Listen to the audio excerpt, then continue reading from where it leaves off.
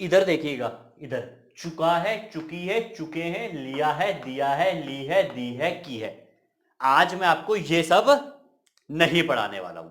तो जब भी आप ये सब चीज पढ़ें तो ये चीज समझ लेना, जो भी आपको पढ़ाए या जब भी आप पढ़ें तो आपको इंग्लिश उस वक्त आएगी ही नहीं, क्योंकि ये इंग्लिश सीखने का कोई तरीका ही नहीं है। तो आज जो मैं आपको पढ़ाने जा रहा हूं वो है प्रेजेंट परफेक्ट टेंस, और ये मैं बिल्कुल नहीं पढ़ाऊंगा। ये सेंटेंस के लास्ट में जो ट्रांसलेशन वाले शब्द होते हैं ना, बिल्कुल नहीं पढ़ाने वाला मैं। तो स्वागत करता हूं मैं आपका टीएचएस एकेडमी में, और आज मैं आपको पढ़ाने वाला हूं प्रेजेंट परफेक्ट टेंस। तो मैं आपको ट्रांसलेशन तो नहीं बताऊंगा, बट मैं ये जरूर बताऊंगा कि प्रेजेंट परफेक्ट टेंस यूज कहां होता है। देखो, अगर आपको यूज करना आ गया ना तो आपको ट्रांसलेशन की जरूरत ही नहीं पड़ेगी एक्चुअली, वरना आपके माइंड में सिर्फ ये रहेगा कि सेंटेंस के लास्ट में मुझे ये खोजना है और फिर जाके मैं इंग्लिश में ट्रांसलेट कर पाऊंगा। तो ये बड़ी दिक्कत वाला सवाल है, जिससे इंग्लिश बहुत ही ज्यादा कठिन हो जाती है।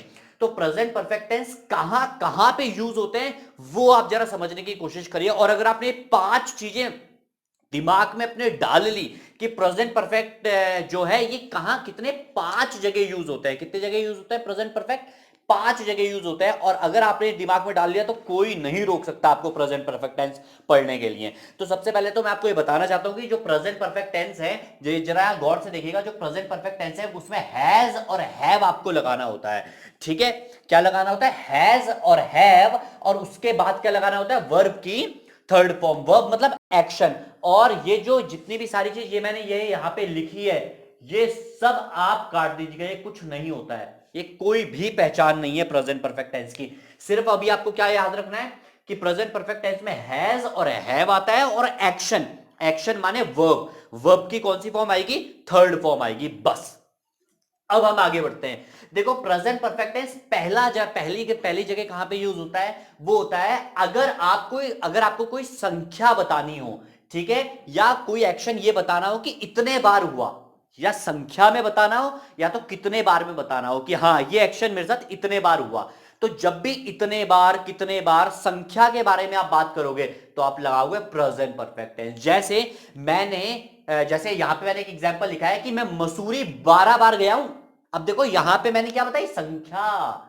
अगर मैं संख्या नहीं बताता तो मैं सिर्फ सेकंड फॉर्म लगाता, मतलब सिंपल पास्ट टेंस लगाता, डिड वाला टेंस लगाता मैं। अगर आपको सिंपल पास्ट टेंस नहीं पता है या पास्ट इंडेफिनिट नहीं पता है तो आप हमारे प्लेलिस्ट में जाके सारी वीडियो देख सकते हैं, वहां पे आपको सारे टेंसेस के बारे में पता चल जाएगा। नहीं तो डिस्क्रिप्शन बॉक्स में आप देख सकते हैं कि डिस्क्रिप्शन में मैंने सारे ही लिंक दिए हैं वहां। चलो ठीक है, तो हम आगे बढ़ जाते हैं। तो अभी हम बात कर रहे थे, किस बारे में बात करें? आई हैव गॉन मसूरी 12 टाइम्स। देखो, जब भी संख्या के बारे में मैं बात करूंगा, किसके बारे में मैं बात करूंगा? मैं संख्या के बारे में मैं बात करूंगा, तो क्या हमें प्रेजेंट परफेक्ट लगाना है। तो I have gone Mussoorie 12 times. जैसे I have learned several times, मतलब मैंने बहुत बार याद किया है, ये बहुत बार, हाँ बहुत बार में, सॉरी थोड़ा सा डिस्टर्बेंस हो गया। तो क्या बहुत बार मैंने याद किया, I have learn so many times. दूसरी जगह कहां पे यूज होता है? दूसरी जगह यूज होता है हाल ही में जो घटना हुई होती है, जो अभी अभी जो एक्शन घटित हुए रहते हैं, मतलब जो अभी अभी एक्शन हुए रहते हैं, बट उनका इफेक्ट आपको प्रेजेंट में भी दिखता है। मतलब अगर आपने कुछ किया है और इफेक्ट प्रेजेंट में भी दिख रहा है, तो वहां पे आप क्या यूज करोगे? Present perfect tense. जैसे अगर मैं बात कर रहा हूं, मैंने अपने एक दोस्त से पूछा, why have you got such a long face. अब देखो, यहां पे एक प्रोवर्ब ये देखिएगा, तो यहाँ पे एक छोटा सा फ्रेज है। तो क्या बोलेंगे? Has such a long face को बोलते हैं सैड। मतलब मैं पूछना चाह रहा हूं, यार तू सैड क्यों है? तो मैं क्या बोला? Why have you got such a long face. तो उसने रिप्लाई बताऊं क्या दिया? उसने रिप्लाई क्या दिया कि कोई, मतलब किसी ने उसका क्या फोन चोरी कर लिया, इसलिए वो क्या है? सैड था। अब देखो, प्रेजेंट का सिचुएशन देखो, उसका फोन चोरी कभी भी हुआ हो, बट उसके चेहरे पे सिकंज प्रेजेंट में थी, मतलब ऐसा लगता है कि उसके साथ ये जो चोरी होने का एक्शन हुआ था वो अभी अभी हुआ था। तो जो भी एक्शन अभी अभी घटित हुआ हो और उसका असर प्रेजेंट में भी हो, प्रेजेंट में क्या असर था? उसका चेहरा लटका हुआ था, ये उस पर असर था। तो इसलिए वहां पे हम क्या यूज करेंगे? Someone has stolen my mobile या मोबाइल, ये दोनों ही सही है। उम्मीद है आपको यहां तक समझ में आ रहा होगा। देखिए जो भी घटना अभी रिसेंट हुई भी रहती है उसको भी हम क्या प्रेजेंट परफेक्ट में यूज करते हैं। तीसरी जगह कहां यूज करते हैं, जब हमारी फीलिंग्स स्टिल अलाइव रहती है, मतलब अभी तक तरोताजा रहते हैं हम फीलिंग से। जैसे अगर मैं बात करूं, मैंने शोले मूवी 10 साल पहले देखी थी, बट आज भी उसकी जो सारी पिक्चर है ना वो मेरी आंखों के सामने घूमती है। मतलब वो जो फीलिंग है वो अभी भी स्टिल अलाइव है मेरे मेरे साथ शोले वाली मूवी की। तो मैं ये नहीं बोलूंगा आई वॉच्ड शोले मूवी, क्यों? क्योंकि मेरे साथ उसकी क्या फीलिंग जुड़ी हुई है, शोले मूवी की फीलिंग्स जुड़ी हुई है। तो मैं वहां पे क्या बोलूंगा, आई हैव वॉच्ड या तो सीन शोले मूवी। बट दोस्तों ध्यान ये रखना कि प्रेजेंट परफेक्ट टेंस जब भी आप पढ़े, देख रहे हो, कोशिश करना समझने की, जब भी आप प्रेजेंट परफेक्ट टेंस पढ़ रहे हो तो आपको टाइम नहीं लगाना है। क्या नहीं, यहां पे नो टाइम, मतलब टाइम मेंशन कभी नहीं करना है कि आई हैव वॉच्ड शोले मूवी इन 2010। अगर आपने ये बोल दिया तो सेंटेंस गलत हो जाएगा। तो फिर वहां पे आपको हैव वॉच्ड नहीं, वहां पे आपको लगाना पड़ेगा सिर्फ आई वॉच्ड शोले मूवी इन 2010, बस आपको इतना लगाना पड़ेगा। बट अगर आप टाइम ड्यूरेशन नहीं लगाओगे तब जाके सेंटेंस सही होगा कि आई हैव वॉच्ड या सीन शोले मूवी, ठीक है। बट टाइम ड्यूरेशन नहीं आएगा। और कैसा टाइम नहीं आएगा, डेफिनेट टाइम नहीं आएगा। पूरा जरा गौर से समझिएगा। डेफिनेट टाइम, देखो दो तरह के टाइम होता है, एक डेफिनेट होता है और एक इनडेफिनेट टाइम होता है। डेफिनेट मतलब एग्जैक्ट टाइम नहीं बताना है। क्या, अगर आप एग्जैक्ट टाइम बताओगे तो प्रेजेंट परफेक्ट टेंस का वो एग्जाम्पल नहीं है। अब देखो एग्जैक्ट टाइम क्या होता है, जैसे एग्जैक्ट टाइम होता है सन 1990 या सन 2010 या 2012, 2014, 2015, ये क्या है एग्जैक्ट टाइम। समझ में आ रहा है ना। या कोई पूरा डेट हो 26 या 15 अगस्त 1947, ये पूरा एक डेट है, तो ये क्या होता है एग्जैक्ट टाइम। बट अगर मैं दूसरा टाइम में बात करूं जो एग्जैक्ट नहीं होता, वो होता है 10 साल 11 साल, मतलब जब 9 महीने, सॉरी 9 साल कुछ महीने होते हैं तो हम उसको अप्रॉक्स 10 साल बोल देते हैं। तो एग्जैक्ट टाइम नहीं है क्योंकि हमने ओवरऑल मान लिया है। 10 साल के बाद 1-2 महीने हो जाते हैं उसको भी हम 10 साल बोल देते हैं, तो वो एग्जैक्ट टाइम नहीं है। एग्जैक्ट टाइम नहीं लगाना है बस आपको, यहां समझ में आ रहा है ना। मतलब प्रेजेंट परफेक्ट टेंस में कभी भी एग्जैक्ट टाइम नहीं आएगा। तो आपको समझ में आया, जब स्टिल मतलब क्या, जब फीलिंग जिंदा रहती है, मतलब जब फीलिंग्स के साथ आप कोई सेंटेंस बोलते हो, कुल मिला के बात है, जब आप फीलिंग्स के साथ कोई सेंटेंस बोलते हो या आपके अंदर कोई फीलिंग्स जिंदा रहती हैं, मतलब अभी भी स्टिल अलाइव रहती हैं, ठीक है ना। आप उसको याद करोगे तो एकदम ही मतलब आप वहीं पे खो जाओगे। तो वहां पे हम क्या बोल रहे हैं, प्रेजेंट परफेक्ट टेंस। जैसे दूसरा आप एग्जांपल देखिएगा, I have lived in Mumbai. मैं बहुत पहले रहता था मुंबई में, बट फिर भी मैंने क्या बोला, I have lived in Mumbai, मतलब अभी भी वो मैं उस मोमेंट को याद करता हूं। समझ में आ रहा है ना, वो फीलिंग्स अभी भी जिंदा है कि यार वो क्या दिन थे जब मैं दिल्ली में रहता था।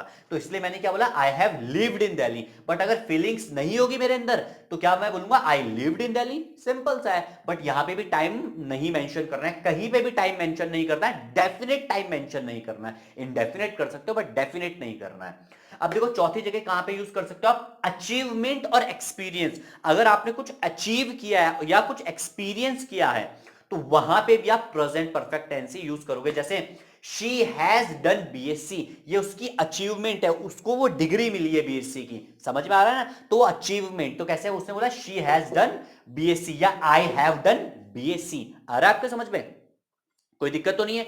चलो नेक्स्ट मैं आपको बताता हूं कि दूसरा एग्जांपल, जैसे he has work in that company for 10 years, मतलब उसने वहां उस वाली कंपनी में 10 साल काम किया भाई। अब आप बोलोगे तो टाइम ड्यूरेशन लगा दी, मैंने आपको पहले ही मेंशन कर दिया था डेफिनेट टाइम नहीं लगाना, इंडेफिनेट टाइम लगा सकते हैं। 10 साल 11 साल 12 साल, क्या पता शायद उसने 9 साल 8 महीने ही किया हो बट वो 10 साल बोल रहा हूं, क्या पता उसने 8 साल ही किया हो, मतलब ओवरऑल 10 साल बोल रहा हूं। तो ये इंडेफिनेट टाइम है। आ रहा है आपके समझ में। तो क्या बोल रहा है, फॉर 10 ईयर्स। अब देखो जब भी मैं क्या बात कर रहा था, ये उसका एक्सपीरियंस है, मतलब उसने 10 साल का क्या लिया, एक्सपीरियंस लिया है, कहां पे, उस वाली कंपनी में काम करके। तो जब भी अचीवमेंट और एक्सपीरियंस के बारे में बात करेंगे तो आप क्या लगाएंगे, प्रेजेंट परफेक्ट टेंस। देखो लास्ट वाला बहुत ज्यादा इंपॉर्टेंट है ये और कंफ्यूजिंग भी है। पांचवी जगह आप कहां लगाएंगे प्रेजेंट परफेक्ट टेंस, जब आप कहीं से वापस आ जाते हैं तो वहां पे भी आप कहां क्या लगाते हैं, प्रेजेंट परफेक्ट टेंस। जब भी आप कहीं पे जाके वापस आ जाओगे तो क्या लगाओगे, प्रेजेंट परफेक्ट टेंस। समझ में आ रहा है ना अभी आपके। आप कहीं जाके वापस आ जाओगे तो प्रेजेंट परफेक्ट टेंस। जैसे मैं अभी मसूरी से होके आ गया, क्या मैं अभी मसूरी से होके आ गया, तो मैं क्या लगाऊंगा, आई हैव। ये हैव बीन जरा कोशिश करेगा समझने की, ये हैव, ये जो हैव है ना, हैव बीन, अगर ये साथ में आते हैं हैव बीन और उसके बाद टू आता है या प्लेस के बारे में हम बात करते हैं, हैव बीन के बाद अगर प्लेस आता है तो इसका मतलब होता है कि उस प्लेस से जाके वापस मैं प्रेजेंट सिचुएशन में आ गया हूं। तो अगर मैं बात कर रहा हूं, अगर कोई एक स्टूडेंट एब्सेंट हो गया और मैं अगले दिन उससे पूछता हूं भाई कहां से होके आए हो तुम, तो मैं क्या पूछूंगा, वेयर हैव यू बीन, मतलब कहां गए थे और वापस आ गए हो। वापस आ गए तभी तो वो मेरे सामने खड़ा है, तभी मैं उससे पूछ रहा हूं कि आप कहां से वापस आ गए हो।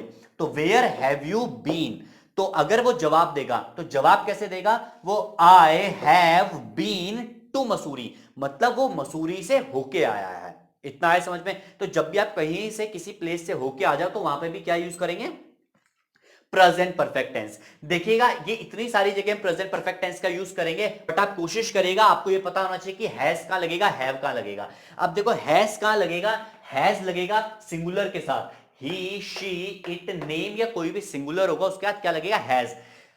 और अगर हैव के बारे में बात करें तो हैव किसके साथ आएगा, प्लूरल के साथ, जैसे यू आई दे वी, और प्लूरल के साथ हैव आएगा। मैं आगे थोड़ा सा और आपको पढ़ाने की कोशिश करूंगा, कुछ और नया बताऊंगा, बट पहले आप ये देखिएगा कि कैसे कैसे हम यूज कर रहे हैं इसे, ठीक है। उसके बाद दोबारा मैं यहां पे आता हूं।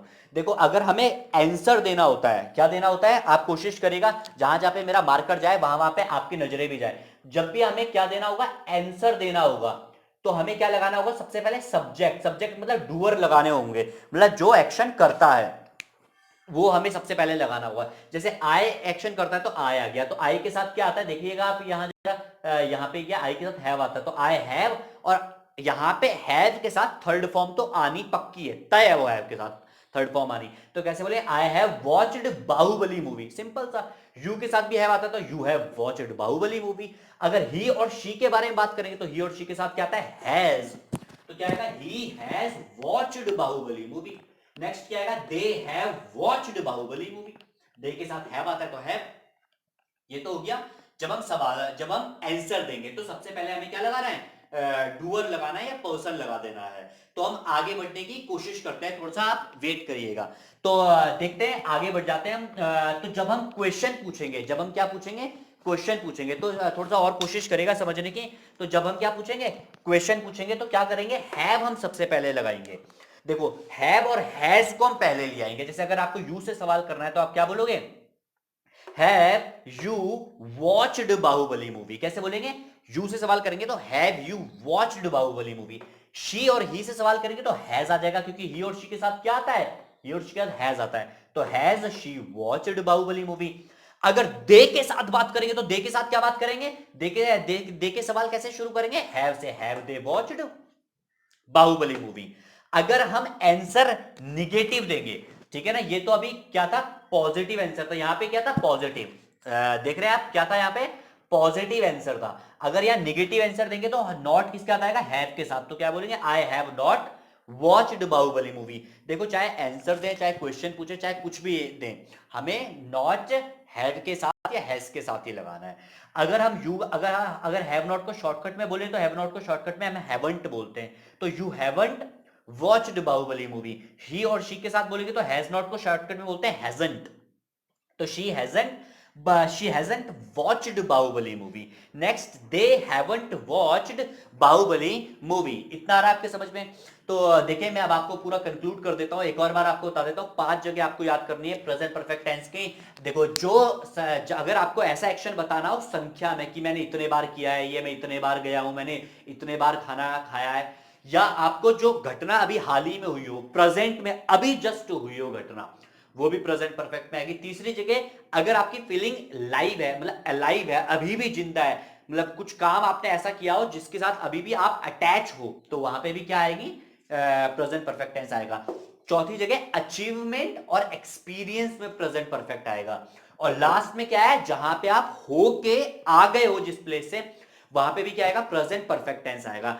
आशा उम्मीद मैं यही करूंगा कि आपको ये सारा सब चीज समझ में आ गया हो। अगर आपको ये पांचों चीज याद है अभी, ईमानदारी से दोबारा अभी मतलब वीडियो को बैक मत करिएगा। अभी अगर आपको जितनी भी चीज याद है वो कमेंट में लिखिए। आपने जितनी भी पूरी क्लास ये जो पढ़ी है, जितनी भी इस चीज मतलब जितनी भी इस क्लास के बारे में आपको कुछ भी चीज याद है तो वो आप कमेंट में जरूर लिखें।